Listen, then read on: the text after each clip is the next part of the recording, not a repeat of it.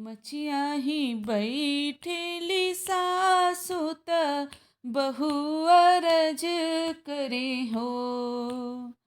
मचिया ही बैठेली सासु त बहु अरज करे हो। सासु भूखल बाड़ी सखिया हमार हमहू छठी भूखब हो। सासु भूखल बाड़ी सखिया हमार हमहू छठी भूखब हो। मचिया ही बैठेली सासु त बहु अरज करे हो। मचिया ही बैठेली सासु त बहु अरज करे हो।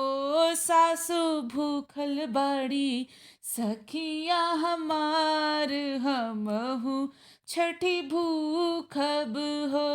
सासु भूखल बाड़ी सखिया हमार हमहू छठी भूखब हो।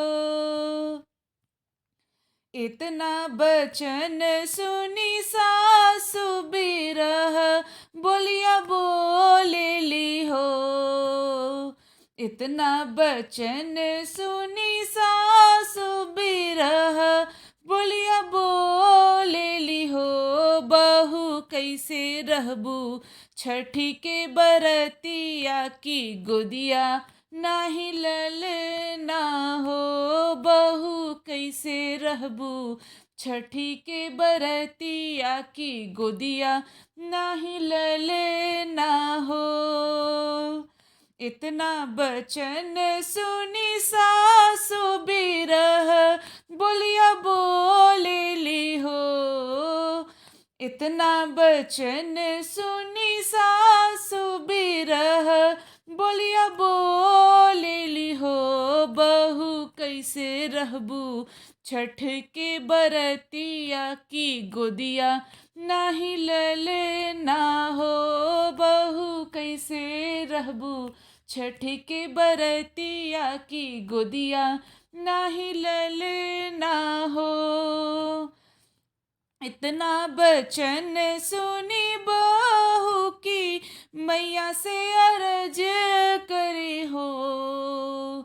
इतना बचन सुनी बहू की मैया से अरज करे हो। मैया हमहू राखब तोहरी बरतिया भले ही सासु रूठे हो। मैया हमहू राखब तोहरी बरतिया भले ही सासु रूठे हो। इतना बचन सुनी बहू की मैया से अरज करे हो।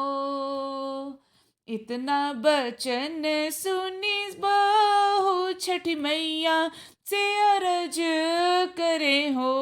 मैया हमहू राखब तोहरी बरतिया भले ही सासु रूठे हो। मैया हमहू राखब तोहरी बरतिया भले ही सासु रूठे हो। भोरही में अंगना लिपाइब सगरा खनवाइब हो। भोरही में अंगना लिपाइब सगरा खनाइब हो। मैया पिया जी से कुसिया गड़वाइब हमहू छठ भूखब हो। मैया पिया जी से कुसिया गड़ाइब हमहू छठी भूखब हो। भोरही में अंगना लिपाइब सगरा खनाइब हो। मैया पिया जी से कुशिया गड़ाइब हमहू छठ भूखब हो। इतना में होई गईले भोर त बहू हम बरत रखनी हो। इतना में होई गईले भोरत बहू, हम बरत रखनी हो। रामा धैया में हौवा मंगाई की मैया के मनाई हो। रामा दहिया में हौवा मंगाई की मैया के मनाई हो।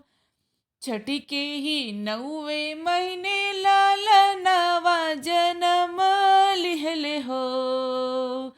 छठी के ही 9वें महीने वालन वा जन्म लिहले हो। रामा बाजे लागे आनंद बधैया, अंगनवा उठे सोहर हो। रामा बाजे लागे खूबे बधैया, अंगनवा उठे सोहर हो। छठी के ही 9वें महीने लालनवा जन्म लिहले हो। छठी के ही 9वें महीने वा ललन वा जन्म लिहले हो। रामा बाजे लागे आनंद बधैया, अंगनवा उठ सोहर हो। रामा बाजे लागे खूबे बधैया, अंगनवा उठ सोहर हो।